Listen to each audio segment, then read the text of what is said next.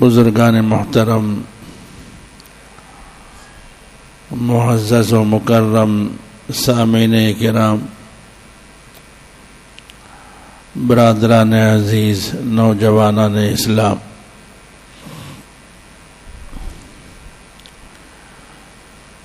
اللہ تبارک و تعالی کا اپنے بندوں پر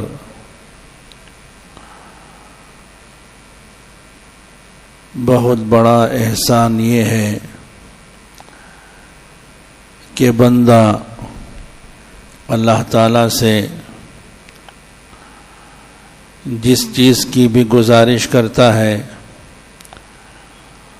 اور جو چیز بھی مانگتا ہے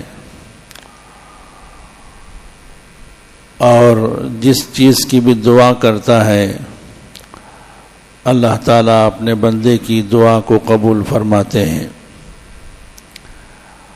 حالانکہ اللہ تبارک و تعالیٰ کی ذات کتنی عظیم ہے، کتنی بڑی قدرت والی ہے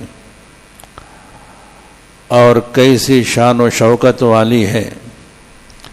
وہ خالق ہے، قادر ہے، رزاق ہے، مالک ہے، ذو الجلال والاکرام ہے، لیکن اس کے باوجود اس کا ایک چھوٹا سا بندہ، ادنا سے ادنا بندہ بھی جب اسے کوئی چیز مانگتا ہے تو اللہ تبارک و تعالی فوراً اس کی اس مانگ کو قبول فرماتے ہیں۔ اللہ تعالیٰ نے قرآن میں فرمایا، ادعونی استجب لکم، لوگو مجھ سے مانگو، میں تمہاری مانگوں کو قبول کرتا ہوں۔ ادعونی استجب لکم۔ ایک اور جگہ فرمایا گیا، وَإِذَا سَأَلَكَ عِبَادِي عَنِّي فَإِنِّي قَرِيب۔ اے پیغمبر صلی اللہ علیہ وسلم، لوگ آپ سے میرے بارے میں پوچھیں تو لوگوں کو بتا دو، انسانوں کو بتا دو، فإنی قریب، کہ میں بالکل قریب ہوں۔ وَإِذَا سَأَلَكَ عِبَادِي عَنِّي فَإِنِّي قَرِيب، بلکہ اجیب دعوت الداعی، اجیب دعوت دعائی اذا دعان، جب بھی کوئی مجھ سے دعا کرتا ہے، مجھ سے مانگتا ہے، میں اس کی دعا کو قبول کرتا ہوں۔ عزیزان گرامی، دعا یہ بھی ایک عبادت ہے، بلکہ عبادت کا جوہر ہے، بلکہ عبادت کا مغز ہے۔ رسول اللہ صلی اللہ علیہ وسلم نے فرمایا، الدعاء مخ العبادہ، دعا عبادت کا مغز ہے۔ الدعاء هو العبادہ، ایک اور جگہ فرمایا، یعنی دعا ایک عبادت ہے۔ عبادت میں آدمی رب تعالیٰ کے سامنے اپنی عاجزی کا اور اپنی ذلت کا، اپنی بے بسی کا، اپنی لاچاری کا، اپنی محتاجی کا اظہار کرتا ہے۔ جو بھی عبادت ہے، اس عبادت میں آپ غور کر لیجئے کہ اس میں یہی باتیں ہیں، تذلل ہے، اپنے آپ کو عاجز بنانا ہے، اللہ کی ذات کو بہت بڑا تصور کرتے ہوئے اپنے آپ کو بالکل چھوٹے سے چھوٹا، ادنے سے ادنا بنا کر پیش کرنا ہے۔ جس عبادت میں جتنی زیادہ عاجزی ہوگی، اللہ تبارک و تعالیٰ کو وہ عبادت اتنی ہی زیادہ پسند ہوگی۔ اب دعا کو لے لیجئے کہ دعا تو سراپا یہ عجز ہی ہے، سراپا سوال ہے، اس میں تو مانگنا ہوتا ہے، اس میں تو اللہ سے بھیک مانگنا ہوتا ہے، طلب کرنا ہوتا ہے۔ تو دعا کرنے والے کو چاہیے کہ وہ سراپا ظاہر و باطن سے عاجز ہو کر اللہ سے مانگے، اور جب اللہ سے پورے خلوص دل کے ساتھ، اس یقین کے ساتھ اللہ سے مانگے گا کہ اللہ تبارک و تعالی ضرور میری دعا کو قبول فرمائیں گے، اور جو چیز میں مانگ رہا ہوں وہ چیز مجھے ضرور عطا فرمائیں گے، جبکہ وہ چیز ناجائز نہ ہو، گناہ کی چیز نہ ہو، قطع رحمی یعنی رشتہ داری کو توڑنے والی کوئی دعا نہ ہو، بلکہ جو میں جائز چیز اللہ سے میں مانگ رہا ہوں، اللہ تعالیٰ ضرور مجھے وہ چیز اللہ خود مجھے عطا فرمائیں گے۔ اس یقین کے ساتھ اگر اللہ تعالیٰ سے مانگے گا، اللہ تعالیٰ ضرور دعا قبول فرماتے ہیں۔ دل میں کبھی کوئی کسی کونے میں یہ بات نہ آئے کہ میں اللہ سے تو مانگ رہا ہوں لیکن فلاں سے یہ کام ہوگا، فلاں سے یہ کام بنے گا۔ دوسروں پر بھی اعتماد ہے، دوسروں کی طرف بھی توجہ ہے، اور اللہ سے بھی مانگ رہا ہے، تو یہ مانگنا اور یہ دعا خالص دعا نہیں ہے۔ خالص دعا وہ ہے کہ صرف اور صرف اللہ کو اپنے سامنے پاتے ہوئے، اللہ کے علاوہ کسی اور ذات کو اپنی نیت میں اور اپنے ذہن میں تصور اس کا نہ لاتے ہوئے اللہ سے اگر مانگے گا تو اللہ تعالیٰ ضرور دعا قبول فرماتے ہیں۔ عزیزان گرامی، ہم کو یہ خیال ہوتا ہے ہم کتنی دعائیں کرتے ہیں، لیکن ہماری دعائیں اللہ تعالیٰ جب قبول کرتا ہے تو پھر کیوں ہماری یہ دعائیں پوری نہیں ہوتی؟ عزیزان گرامی، دعا کے بھی درجات ہیں۔ رسول پاک صلی اللہ علیہ وسلم نے فرمایا ہے کہ جب کوئی بندہ اللہ سے دعا کرتا ہے تو اللہ تعالیٰ کبھی وہ چیز فوری طور پر عطا کر دیتے ہیں۔ تو دعا کی قبولیت کی ایک شکل یہ ہے کہ فوری وہ چیز مل جاتی ہے۔ کبھی اللہ تبارک و تعالیٰ فوری وہ چیز نہیں دیتے، بلکہ اس کا ذخیرہ بنا دیتے ہیں، اس کے بدلے میں اجر و ثواب اس کے نامہ اعمال میں لکھ دیتے ہیں، یعنی فوری طور پر اللہ تعالیٰ وہ دعا کا اثر اس پر ظاہر نہیں کرتے۔ اور تیسری شکل یہ ہے کہ اس پر سے کسی مصیبت اور پریشانی کو اللہ تعالیٰ دعا کی برکت سے دور کر دیتے ہیں۔ یعنی مطلب یہ ہے کہ دعا کسی حال میں بھی بیکار نہیں ہوتی، رائے گاہ نہیں جاتی دعا، یا تو وہی چیز مل جائے گی یا ذخیرہ بن جائے گا، یا اس کے اوپر سے کوئی مصیبت اور پریشانی جو آنے والی تھی اللہ تعالیٰ اس کو دور کر دیتے ہیں۔ ہر حال میں فائدہ ہی فائدہ ہے۔ عزیزان گرامی، بعض اوقات دعائیں اس لیے بھی قبول نہیں ہوتی کہ ہم بڑے بڑے گناہ کیے ہوئے ہوتے ہیں، اور ان بڑے بڑے گناہوں سے ہم توبہ کیے ہوئے نہیں ہوتے۔ جب تک ہم اللہ سے توبہ کیے ہوئے نہیں ہوتے، پھر اللہ سے ہم مانگنے لگتے ہیں تو وہ دعائیں بھی قبول نہیں ہوتی۔ سب سے پہلا کام یہ ہے کہ ہم اللہ سے معافی مانگیں اور پہلے توبہ کریں۔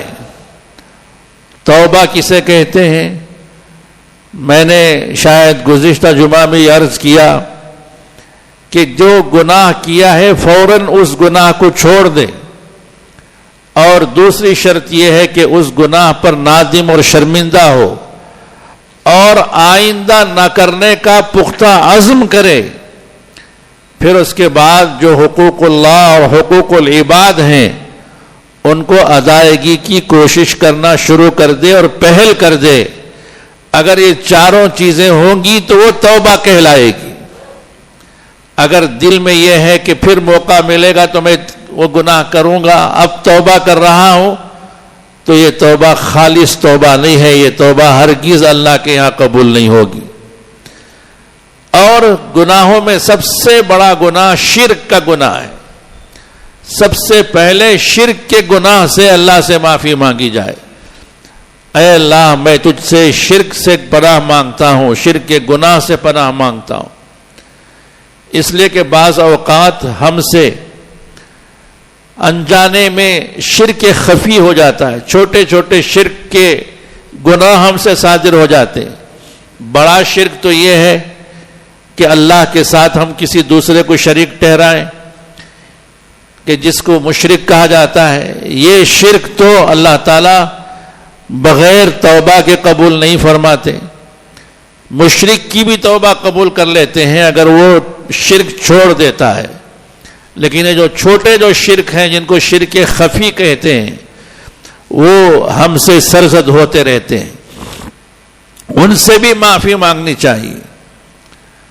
مثال کے طور پر ایک بزرگ تھے، بڑے اللہ والے، اللہ کے دربار میں حاضر ہوئے۔ وہ مرنے کے بعد اللہ نے پوچھا، حالانکہ بہت بڑی بہت عبادتیں ان کی تھیں اور بہت ریاضتیں تھیں، تقوی و طہارت والی زندگی تھی۔ اللہ تعالیٰ نے پوچھا سب کچھ جانتے ہوئے کہ میرے لیے کیا لائے ہو؟ وہ یہ کہہ سکتے تھے کہ میں اتنی نمازیں، اتنے روزے اور اتنے حج اور اتنی یہ عبادتیں لایا ہوں۔ انہوں نے اللہ کے دربار میں یہ سوچا کہ سب چیزوں میں کمی بیشی ہو سکتی ہے، لیکن توحید ایک ایسی چیز ہے، اللہ پر، اللہ کو ایک جان کر اس پر یقین رکھنا، اس میں تو کوئی کمی بیشی نہیں ہوئی ہے۔ یہ سوچ کر انہوں نے کہا کہ کیا لائے ہو؟ تو جواب دیا، پروردگار، میرے اعمال تو ایسے نہیں ہیں کہ میں تیرے دربار میں پیش کر سکوں، اس کے قابل نہیں ہیں، البتہ توحید لایا ہوں۔ یعنی تجھ کو ایک مانا ہے، کرنے والی ذات صرف تیری ہی ہے، تو ہی مؤثر ہے، تیرے علاوہ کوئی کچھ نہیں کر سکتا۔ یہ یقین میں زندگی بھر اپنے دل میں رکھا ہے، آخر وقت تک بھی، اور بس یہ توحید لایا ہوں۔ اللہ تبارک و تعالیٰ نے ادھر سے کہا، اچھا توحید کا دعویٰ کرتے ہو، وہ دودھ والی رات یاد ہے؟ دودھ والی رات یاد ہے؟ اتنا کہنا تھا، وہ اللہ والے سجدے میں گر پڑے، پروردگار میں توحید بھی خالص نہیں لایا ہوں۔ ہوا کیا تھا؟ ہوا یہ تھا کہ ایک رات ان کو پیٹ میں درد ہوا، تو ان کی زبان سے نکل گیا، اوہو، میں نے جو دودھ، کچا دودھ جو میں نے پی لیا تھا، اس کی وجہ سے پیٹ میں درد ہوا۔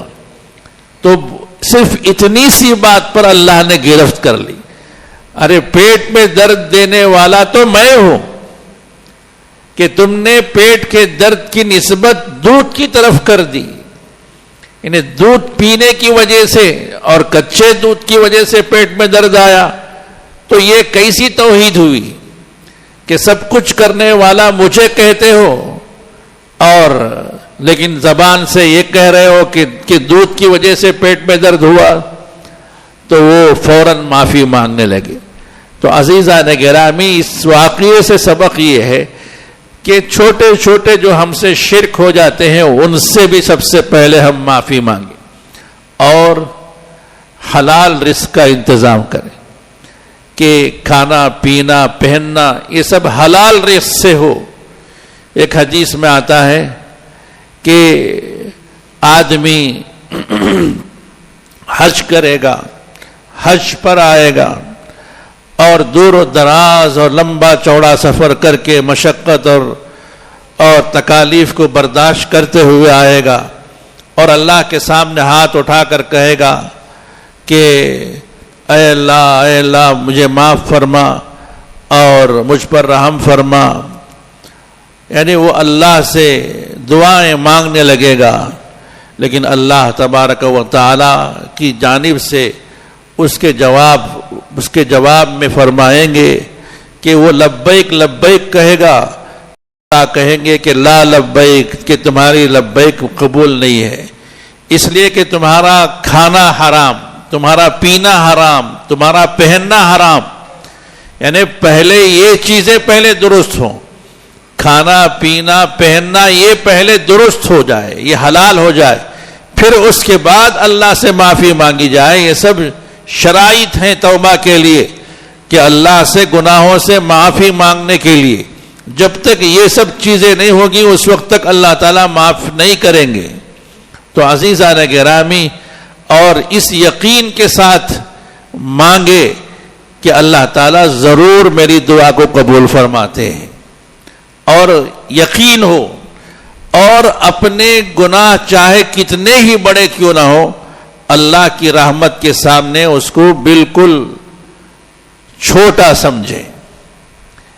یعنی اللہ کی رحمت تو اتنی وسیع ہے کہ وہ کتنا ہی بڑا گناہ کیوں نہ ہو اللہ تعالیٰ معاف فرماتے ہیں. اس لیے کہ حدیث میں آتا ہے، رسول اللہ صلی اللہ علیہ وسلم نے فرمایا ہے کہ اللہ تعالیٰ فرماتے ہیں کہ بندہ زمین سے آسمان تک کے گناہ لے آئے گا، زمین سے آسمان تک کے اتنے زیادہ بھر کر گناہ لے آئے، اور فرمایا کہ پوری زمین بھر کر گناہ لے آئے اور مجھ سے معافی مانگے تو میں اسی کے برابر مغفرت سے میں اس کا سامنا کروں گا.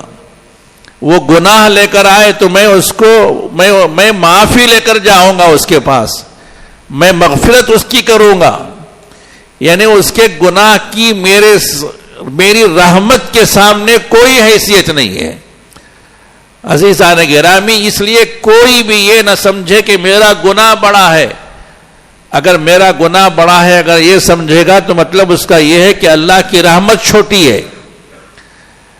اس لیے یہ تصور کرے کہ اللہ کی رحمت کے سامنے میرے گناہ کی کوئی حیثیت نہیں ہے.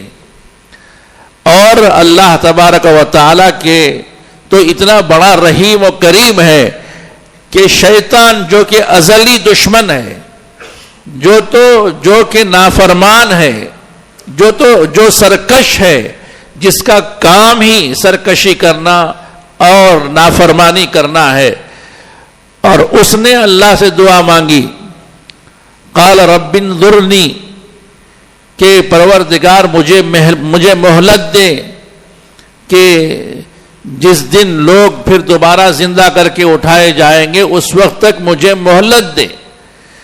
اللہ تعالیٰ سے شیطان نے دعا مانگی تو اللہ تعالیٰ نے فرمایا کہ جا تجھے مہلت دی گئی. جب اللہ تبارک و تعالیٰ شیطان کی جب قبول کر سکتا ہے جو کہ ازلی اور ابدی، جو سرکش ہے، نافرمان ہے، دھتکارا ہوا ہے، تو اللہ تعالیٰ اپنے بندوں کی دعا اور توبہ کو کیوں قبول نہیں کرے گا؟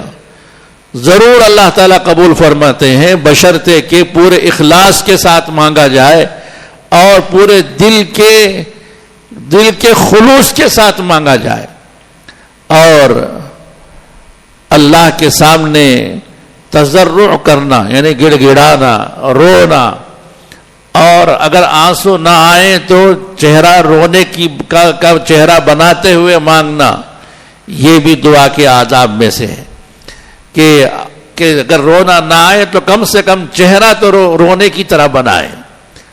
عزیزان گرامی، اور اگر اس طرح اگر توبہ کرے گا تو وہ کتنے ہی بڑے سے بڑے گناہ کیوں نہ ہو اللہ تعالیٰ ضرور توبہ قبول فرماتے ہیں. حدیث میں آتا ہے کہ ایک شخص 99 آدمیوں کو قتل کیا تھا، ایک دو نہیں، 90 پر 9، یعنی 99 آدمیوں کو اس نے قتل کیا تھا. پھر دل میں اس کی ندامت پیدا ہوئی، شرمندگی ہوئی کہ میں نے یہ غلط کیا. اس زمانے میں بنی اسرائیل کے ایک کسی راہب کے پاس گیا، ایک عبادت گزار کے پاس، اور جا کر کہا کہ میں ناحق 90 پر 9 آدمیوں کو 99 آدمیوں کو قتل کیا ہے، کیا اللہ تعالیٰ مجھے معاف کرے گا؟ تو اس نے ظاہری حالت کو دیکھتے ہوئے کہا کہ نہیں، معاف نہیں کرے گا. تو وہ تو تھا ہی قاتل، تلوار تو اس کے پاس تھی ہی. تو جب مجھے معافی نہیں ہے تو پھر کیوں 99 پر بس کیا جائے، 100 کا عدد پورا کر دیا جائے. دل میں خیال پیدا ہوا اور تلوار نکالا اور تھوڑی ہی دیر میں اس راہب کو بھی قتل کر دیا. جس نے کہا تھا اس کو بھی قتل کر دیا، یعنی پورے مکمل 100 کر دیے. اب باہر نکل کر آیا تو پھر وہی شرمندگی کا ایک احساس ہے، خیال پیدا ہوا ہے کہ میں نے یہ غلط کیا ہے، مجھے کسی طرح اس کا مداوع کرنا چاہیے. لوگوں سے پوچھتا پھرتا رہا تو کسی نے کہا کہ اس بستی میں تو تمہارا حل نہیں ہے، البتہ بازو والی جو بستی ہے وہاں چلے جاؤ کہ وہاں پر تمہارے لیے کوئی ایک شکل نکل آئے گی. چنانچہ وہ شخص وہاں سے دوسری بستی کے لیے نکل پڑا. حدیث میں آتا ہے کہ ابھی آدھے راستے ہی میں تھا، اس کا وقت آ گیا اور اس کی روح قبض کر لی گئی. جس وقت اس کی روح اور جان نکالی گئی، اس وقت وہ جس گاؤں کی طرف جا رہا تھا اس طرف وہ پڑا ہوا تھا. اب روح کو لے کر جانے والے فرشتے آ گئے، یعنی عذاب والے فرشتے بھی آ گئے، رحمت والے فرشتے بھی آ گئے. عذاب والے فرشتے آ کر کہنے لگے کہ یہ ہم لے کر جائیں گے اس کی روح، اس لیے کہ اس نے 100 آدمیوں کو قتل کیا ہے اور ابھی توبہ بھی نہیں کیا ہے. اور رحمت والے فرشتوں نے کہا کہ 100 آدمیوں کو تو قتل کیا ہے، لیکن یہ دل سے نادم اور شرمندہ ہو کر اور اس بستی کی طرف یہ جانے کے لیے نکل کھڑا ہوا ہے اور چل پڑا ہے، اس لیے ہم لے کر جائیں گے. دونوں کا مقدمہ اللہ کے دربار میں پیش ہوا. اللہ نے کہا کہ دونوں طرف کی زمین کو ناپو اور جس جانب اس کی لاش پڑی ہوئی ہے وہ فرشتے لے کر جائیں. اگر لاش جہاں سے آ رہا تھا وہاں کے قریب ہے تو پھر عذاب والے لے کر جائیں، اور جہاں جا رہا تھا جس بستی کی جانب اگر اس جانب پڑی ہوئی ہے تو پھر رحمت والے فرشتے لے کر جائیں. حدیث میں آتا ہے اللہ تعالیٰ نے اس زمین کو حکم دیا کہ جس طرف جا رہا تھا کہ تو تھوڑی سی سکڑ جا، اور جس جانب سے وہ آ رہا تھا اس زمین کو حکم دیا کہ تو تھوڑی سی وسیع ہو جا. چنانچہ جب فرشتوں نے ناپا تو ایک بالشت اس جانب پڑا ہوا تھا جس جانب وہ جا رہا تھا. تو اللہ تعالیٰ کی رحمت کے فرشتے اس کی روح لے کر اوپر چلے گئے، یعنی اللہ تعالیٰ نے اس کی بخشش فرما دی. تو عزیزان گرامی، 100 آدمیوں کے قاتل کو بھی اللہ تعالیٰ معاف کرتے ہیں، اور معافی کے لیے بس ندامت کافی ہے، ندامت ضروری ہے. ندامت کا مطلب یہ ہے کہ دل سے شرمندگی ہو اور آئندہ نہ کرنے کا عزم ہو.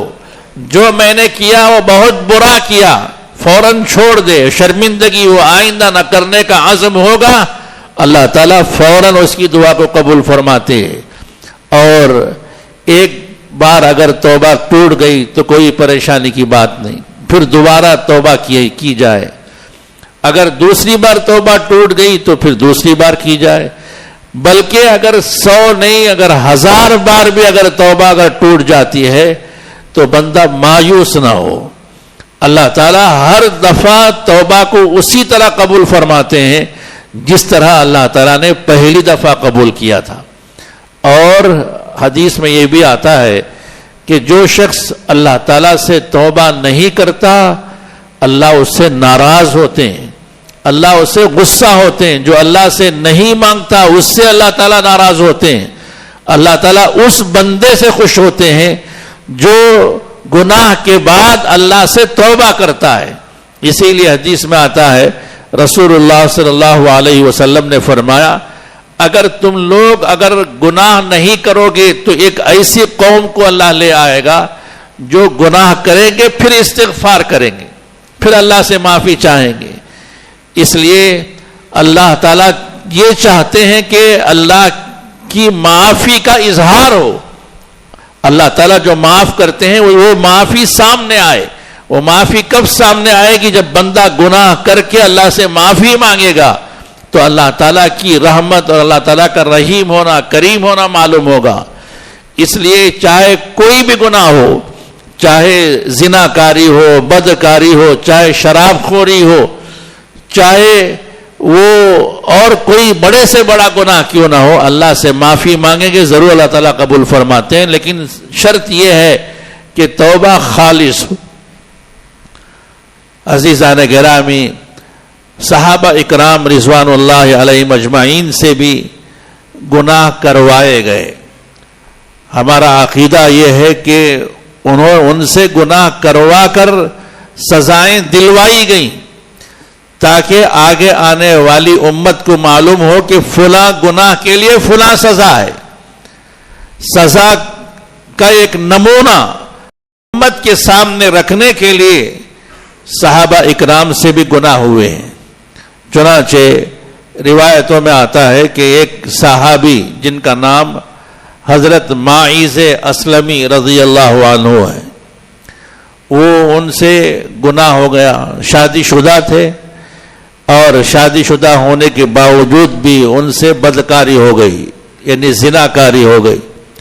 حضور صلی اللہ علیہ وسلم کی خدمت میں آ کر عرض کیا، اے اللہ کے رسول طہرنی یا رسول اللہ، حدیث میں اے اللہ کے رسول مجھے پاک کر دیجئے کہ مجھ سے گناہ ہوا ہے۔ آپ صلی اللہ علیہ وسلم نے چہرہ پھیر لیا اور کہا کہ جاؤ استغفار کرو، اللہ سے معافی مانگو۔ چلے گئے، پھر دوبارہ آئے، پھر آ کر کہنے لگے کہ طہرنی یا رسول اللہ، اے اللہ کے رسول مجھے پاک کر دیجئے۔ اللہ کے رسول صلی اللہ علیہ وسلم نے صحابہ اکرام سے پوچھا، کیا ان کا دماغ ٹھیک ہے؟ کیا یہ دماغ کی کچھ کمزوری کی وجہ سے تو ایسی بات نہیں کر رہے ہیں؟ اس لیے کہ کسی گناہ کا اعتراف کرنا، کسی گناہ کو، بڑے جرم کو مان لینا، خصوصاً شادی شدہ آدمی کا بدکاری کا اعتراف اور اقرار کرنا، یہ گویا اس بات کے لیے اپنے آپ کو تیار کرنا ہے کہ آپ مجھے سنسار کر دیں۔ سنسار کا مطلب یہ ہے کہ زمین میں آدھا گاڑ کر مجھے پتھروں سے مار کر، زندہ رہتے ہوئے مار کر ہلاک کر دیں، تاکہ آخرت کی ہمیشہ کی کے عذاب سے میں بچ جاؤں، آخرت کی پکڑ سے میں بچ جاؤں۔ یہ مطلب ہوتا ہے کسی کے گناہ کا، بڑے گناہ کا، خصوصاً زناکاری کا اعتراف کرنا۔ اس لیے آپ صلی اللہ علیہ وسلم نے ان کے بارے میں پوچھا کہ ان کا دماغ تو خراب نہیں ہے؟ صحابہ نے کہا کہ نہیں، ٹھیک ہے بالکل۔ پھر چلے گئے، پھر تیسری دفعہ آئے، پھر کہا کہ اے اللہ کے رسول مجھے پاک کیجئے۔ آپ صلی اللہ علیہ وسلم نے پھر دریافت فرمایا، تحقیق فرمایا کہ کہیں کوئی نشہ آور چیز تو انہوں نے استعمال نہیں کی کہ نشے کی حالت میں یہ کہہ رہے ہوں۔ اس لیے کہ اس جرم کی جو سزا ہے وہ سزا کوئی معمولی سزا نہیں ہے۔ جب سزا بڑی ہے تو پھر اس کا ثبوت بھی ثبوت ہونا چاہیے اور مکمل طور پر یقین ہو جانا چاہیے کہ یہ گناہ ہوا ہے۔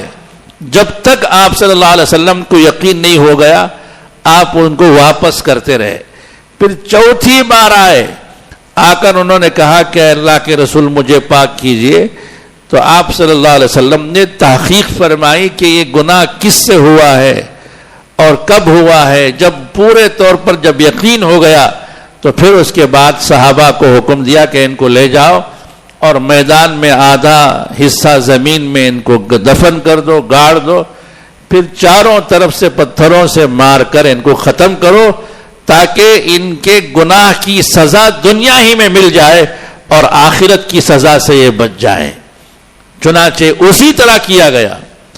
کتنی ہمت تھی ان کی اور کیسا پختہ ارادہ تھا، کیسی پختہ توبہ تھی اور کیسا پختہ عزم تھا۔ اس کو سوچئے کہ اللہ کے یہاں کی جو پکڑ ہے وہ کوئی معمولی پکڑ نہیں ہے۔ دنیا میں انسان معافی تلافی کر سکتا ہے، جس کا حق ہے اس کا حق دے سکتا ہے، یا اس کے ہاتھ پیر پکڑ کر معافی مانگ سکتا ہے، لیکن اللہ کے یہاں جب پہنچ جائے گا اور اللہ تعالیٰ اگر یہ کہیں کہ تم نے فلاں کو ذلیل کہا، تم نے فلاں کو بے ایمان کہا، تم نے فلاں کو کمینہ کہا، کس بنیاد پر کہا؟ تو وہاں پر کوئی جواب بننی پڑے گا، اور وہاں پر نیکیاں دینی پڑیں گی، مقبول نیکیاں دینی پڑیں گی۔ اگر نیکیاں نہیں ہیں تو پھر جس سے کہا گیا تھا اس کے گناہ اٹھا کر اس پر ڈالیں گے، اور نتیجہ یہ ہوگا کہ جہنم میں بھیج دیا جائے گا۔ اس لیے بہتر ہے کہ دنیا میں جب تک موقع ہے یہاں پر معافی مانگ لی جائے، یہاں پر صلح صفائی کر لی جائے، معاملات صاف کر لیے جائیں۔ اسی دوران حضرت غامدیہ رضی اللہ عنہ صحابیہ، یہ بھی حضور صلی اللہ علیہ وسلم کی خدمت میں آئیں اور کہا کہ مجھ سے گناہ ہوا ہے، یعنی ماعز اسلمی کا گناہ غامدیہ سے ہوا تھا۔ وہ صحابی ہیں، یہ صحابیہ ہیں، اور وہ بھی شادی شدہ تھے اور یہ بھی شادی شدہ تھیں، اور ان کی سزا تو رجم ہے، رجم یعنی سنسار کر دینا ہے۔ تو عورت ہوتے ہوئے وہ بھی آئی اور آ کر کہنے لگی اے اللہ کے رسول مجھے پاک کیجئے۔ آپ صلی اللہ علیہ وسلم نے سب تحقیق حال کے بعد پوچھا کہ تم کس بنیاد پر کہتی ہو؟ تو کہا کہ میرے پیٹ میں بچہ ہے، میں حمل سے ہوں۔ آپ صلی اللہ علیہ وسلم نے فرمایا کہ جب حمل سے ہو تو اب اجازت نہیں ہے سنسار کرنے کی، کہ اس لیے کہ قصور تو تمہارا ہے، پیٹ میں پلنے والے بچے کا کوئی قصور نہیں ہے، اس لیے بچہ پیدا ہونے کے بعد آنا۔ چنانچہ بچہ پیدا ہوا تو پھر اس بچے کو اٹھاتے ہوئے لے آئی، اے اللہ کے رسول اب تو مجھے پاک کر دیجئے تاکہ میں آخرت کی پکڑ سے بچ جاؤں، اور یہ بچہ بھی پیدا ہو چکا ہے۔ آپ نے پھر فرمایا کہ اس بچے کا حق ابھی بھی تمہارے سے متعلق ہے، کہ اس کے دودھ پلانے کی ذمہ داری تم پر ہے، جب تک وہ بچہ روٹی کھانے کے قابل نہ ہو جائے اس وقت تک ہم تم کو سنسار نہیں کر سکتے۔ چنانچہ پھر 2 ڈھال کے بعد اس بچے کو اپنے ہاتھ میں اٹھاتے ہوئے لے آئی، اور ہاتھ میں روٹی کا ٹکڑا بھی دیا تھا، یہ بتانے کے لیے کہ یہ بچہ اب روٹی کھانے کے قابل ہو چکا ہے۔ آپ صلی اللہ علیہ وسلم نے اب دیکھا تو اس بچے کو لے کر حوالے کیا پرورش کے لیے دوسروں کے پاس، اور اس کو لے گئے میدان میں، اور اس کو بھی آدھا جسم زمین میں گاڑا گیا، اور صحابہ اکرام کو جمع کر کے فرمایا کہ سب مارو پتھروں سے۔ چنانچہ سب نے پتھروں سے مارا تو خون کے فوارے نکلے، اور خون کا ایک قطرہ ایک صحابی رسول حضرت خالد بن ولید کے کپڑوں پر پڑا تو ان کی زبان سے نکل گیا ارے یہ ناپاک خون کا قطرہ ہے، ناپاک۔ آپ صلی اللہ علیہ وسلم کے کانوں میں آواز پڑی تو آپ نے فرمایا کہ کیا کہتے ہو ناپاک؟ کہ اس نے ایسی توبہ کی ہے کہ اگر سارے حجاز پر اگر اس کی توبہ کو تقسیم کر دیا جائے تو سب کے گناہ اللہ تعالیٰ معاف فرما دیں گے۔ اتنی سچی اور پکی توبہ حضرت غامدیہ رضی اللہ عنہ نے کی ہے۔ تو عزیزان گرامی، تو ان صحابیات کو تو اللہ نے دنیا میں پاک کر دیا، اب آخرت میں وہ بری ہیں، ان سے اب آخرت میں کوئی پوچھ گچھ نہیں ہوگی، کوئی سوال نہیں ہوگا۔ اب یہاں سوال یہ ہے کہ صحابہ اتنے بڑے مقام کے ہوتے ہوئے ان سے گناہ ہوئے، تو ہمارے علماء فرماتے ہیں کہ یہ سب ہم کو بتانے کے لیے کہ اگر کوئی اس کے بعد شادی شدہ ہو کر اگر زنا کرتا ہے تو اس کی سزا یہ ہے۔ تو صحابہ اکرام سے اللہ تعالیٰ نے ایسے گناہ کروائے، من جانب اللہ کروائے، تاکہ اس سزا کا علم ہو، سزا کا نمونہ ہمارے سامنے آئے۔ بہرحال عزیزان گرامی، دنیا میں اللہ سے معافی مانگ لینا یہ آسان ہے، اللہ کی آخرت کی جو پکڑ ہے یہ بڑی سخت ہوتی ہے۔ اس لیے ہم اپنے گناہوں کو سوچ سوچ کر معافی مانگیں، توبہ کریں۔ یہ نہ سوچیں کہ اب میں توبہ کر لوں گا تو پھر اس کے بعد اگر پھر دوبارہ گناہ ہوگا تو میں کیا کروں گا، کوئی فکر کی بات نہیں۔ لیکن جب توبہ کرتے ہیں اس وقت پورے اخلاص کے ساتھ توبہ کریں، اس کے بعد اگر توبہ ٹوٹ گئی پھر دوبارہ توبہ کریں، پھر تیسری بار ٹوٹ گئی پھر دوبارہ توبہ کریں، اور جب جب توبہ کریں گے اس سے پہلے کے گناہ مٹا دیے جائیں گے، وہ گناہ باقی نہیں رکھے جائیں گے، ان گناہوں کو مٹا دیا جائے گا، فائل سے اس کو ختم کر دیا جائے، ڈیلیٹ کر دیا جائے گا، اگر 100 بار بھی اگر کوئی توبہ کر کے توڑ کر اگر اللہ سے معافی مانگے، اللہ تعالیٰ 100ویں بار بھی اللہ تعالیٰ توبہ قبول فرماتے ہیں. اسی کو ایک فارسی کے شاعر نے بہت خوبصورت انداز میں کہا کہ باز آ باز آ باز آ باز آ واپس آ واپس آ، اے میرے بندے واپس آ. اللہ تعالیٰ فرما رہے ہیں باز آ باز آ، ہر آنچ ہستی باز آ، تو کیسا بھی ہو میرے پاس آ جا. بازا بازا ہر آنچ ہستی بازا، گر کافر و گبر و بت پرستی بازا. اگر تو کافر ہے، آتش پرست ہے، اور اگر تو آتش پرست ہے، بت پرست ہے، تب بھی آ جا. اللہ تعالیٰ اپنے بندوں کو بلا رہے ہیں کہ تو کتنا ہی بڑا گنہگار کیوں نہ ہو، مشرک ہو، کافر ہو، آتش پرست ہو، بت پرست ہو، آ جا. گر کافر و گبر و بت پرستی بازا، این درگہ ما درگہ نو امیدی نیست. یہ دربار ایسا دربار ہے کہ یہاں نا امیدی نام کی کوئی چیز نہیں ہے. گر 100 بار توبہ شکستی بازا، اگر تو نے 100 بار بھی توبہ توڑ دیا ہے تو پھر آ جا، میں تجھے توبہ قبول کرنے کے لیے تیار ہوں. یعنی مطلب یہ کہ 100 کا مطلب صرف 100 ہی نہیں، مثال کے لیے کہا گیا ہے. اگر کوئی 100 سے بھی آگے بڑھ جائے، اگر 1000 بار بھی اگر توبہ اگر توڑ دیا ہے، تب بھی اللہ تعالیٰ قبول فرماتے ہیں. جب ایسے رحیم و کریم ذات سے ہمارا واسطہ ہے، پھر بھی اگر ہم اللہ سے اگر توبہ نہ کریں صدق دل سے، تو عزیزان گرامی ہم سے بڑا محروم اور کون ہو سکتا ہے کہ ہم اللہ سے پہلے گڑ گڑا کر ہمارے گناہوں سے معافی مانگیں، پھر اس کے بعد اگر اللہ سے ہم مانگیں گے، جو بھی مانگیں گے اللہ تعالیٰ ہم کو عطا فرمائیں گے. تو میں نے عرض کیا تھا شروع میں، اللہ تعالیٰ فرماتے ہیں ادعونی استجب لکم، تم مجھ سے مانگو میں دوں گا.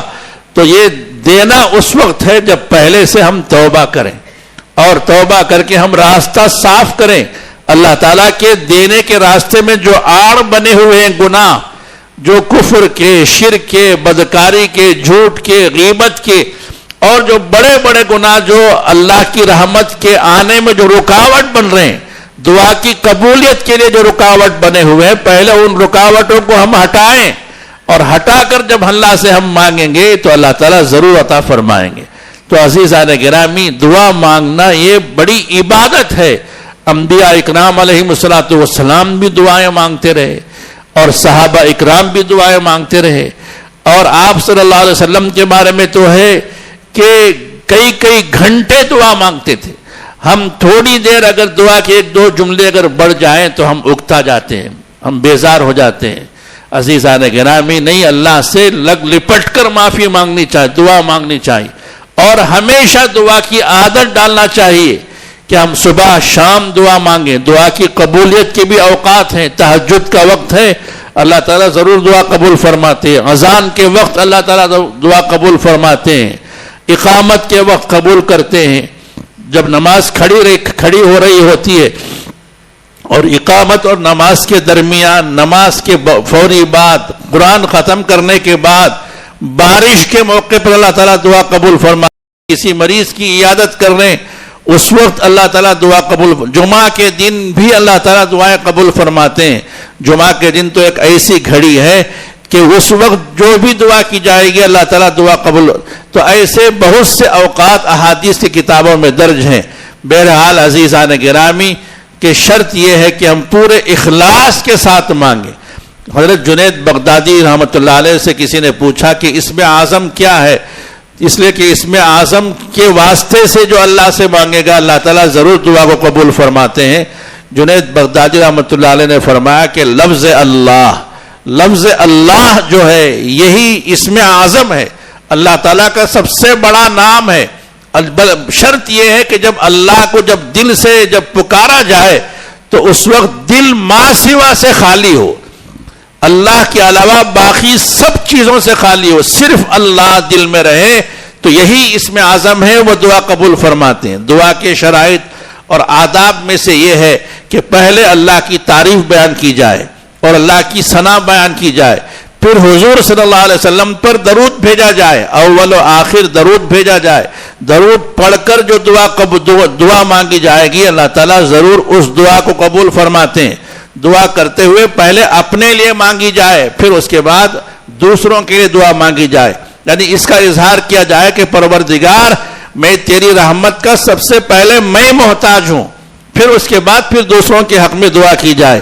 اور وہ دعا ضرور قبول ہوتی ہے جو اپنے بھائی کے لیے اس کے پیٹھ پیچھے جو دعا کی جاتی ہے، اپنے بھائی کے حق میں جو پیٹھ پیچھے جو دعا کی جاتی ہے، اللہ تعالیٰ ضرور اس دعا کو قبول فرماتے ہیں۔ تو اس لیے علماء فرماتے ہیں کہ دعا کی قبولیت کے یقینی ہونے کے لیے یہ ہمارے لیے بہترین طریقہ ہے کہ ہم اپنے بھائی کے لیے دعا کریں، تو اس کے طفیل میں ہماری دعا ضرور قبول ہو جائے گی۔ تو بہرحال عزیزان گرامی، یہ دعا اور استغفار اور توبہ کے سلسلے میں چند باتیں تھیں، دعا فرمائیں اللہ تبارک و تعالی مجھے آپ کو اللہ کے دربار میں زیادہ سے زیادہ مانگتے رہنے اور دعائیں کرتے رہنے، توبہ استغفار کرتے رہنے کی اللہ توفیق عطا فرمائے، آمین۔ آخر دعوانا الحمدللہ۔